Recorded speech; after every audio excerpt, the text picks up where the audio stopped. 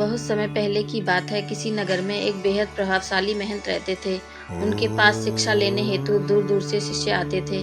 एक दिन एक शिष्य ने महंत से सवाल किया, स्वामी जी, आपके गुरु कौन हैं? आपने किस गुरु से शिक्षा प्राप्त की है? महंत शिष्य का सवाल सुनकर मुस्कुराए और बोले, मेरे हजारों गुरु हैं। यदि मैं उनके नाम गिनाने बैठ जाऊं तो शायद महीनों लग जाएंगे, लेकिन फिर भी मैं अपने 3 गुरुओं के बारे में तुम्हें जरूर बताऊंगा। मेरा पहला गुरु एक चोर था।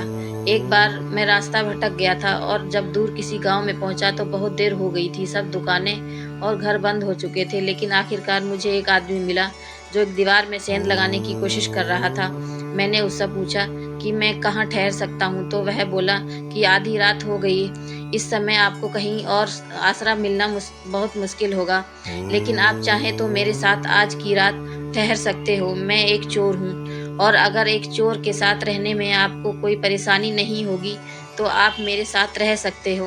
वह इतना प्यारा आदमी था कि मैं उसके साथ एक रात की जगह 1 महीने तक रह गया।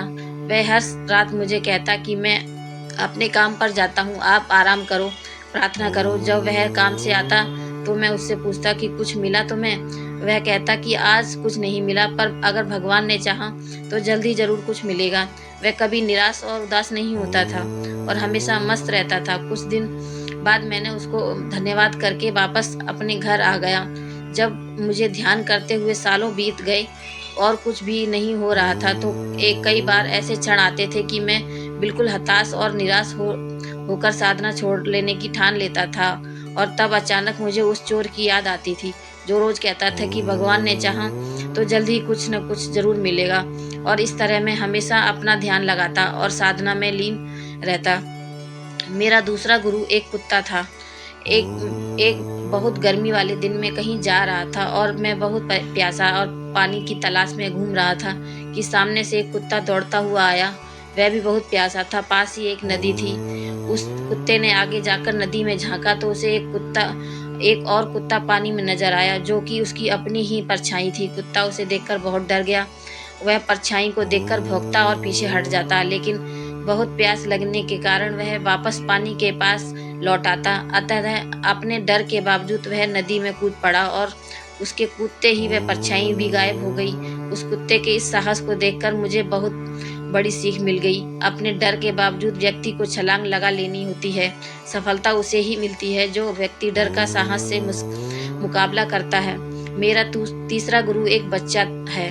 मैं एक गांव में गुजर रहा था कि मैंने एक छोटा सा बच्चा एक जलती हुई मोमबत्ती ले जा रहा था। वह पास के किसी मंदिर में मोमबत्ती रखने जा रहा था। मजाक में ही मैंने उससे पूछा कि क्या यह मोमबत्ती तुमने जलाई है? वह बोला, जी मैंने नहीं जलाई है। तो मैंने उससे कहा कि एक क्षण था जब यह मोमबत्ती बुझी हुई थी और फिर एक क्षण आया जब यह मोमबत्ती जल गई। क्या तुम मुझे यह स्रोत दिखा सकते हो जहाँ से यह ज्योति आई है? वह बच्चा हंसा और मोमबत्ती को फूंक मारकर बुझाते हुए बोला, अब आपने ज्योति को जाते हुए देखा है, कहाँ गई वह? आप ही मुझे बताइए। मेरा अहंकार चकनाचूर हो गया। मेरा ज्ञान जाता रहा और उस क्षण मुझे अपनी मूर्खता का एहसास हुआ। तब से मैंने कोरे ज्ञान से हाथ धो लिए। शिष्य होने का अर्थ क्या है?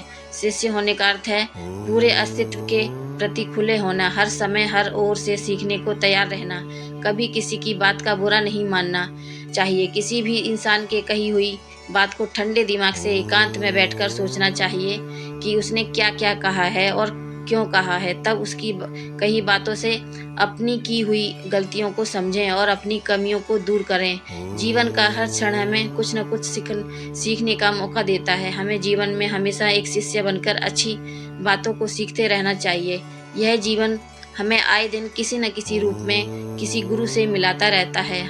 यह हम पर निर्भर करता है कि क्या हम उस महंत की तरह एक शिष्य बनकर उस गुरु से मिलने वाली शिक्षा को ग्रहण कर पा रहे हैं कि नहीं। जय श्री राम।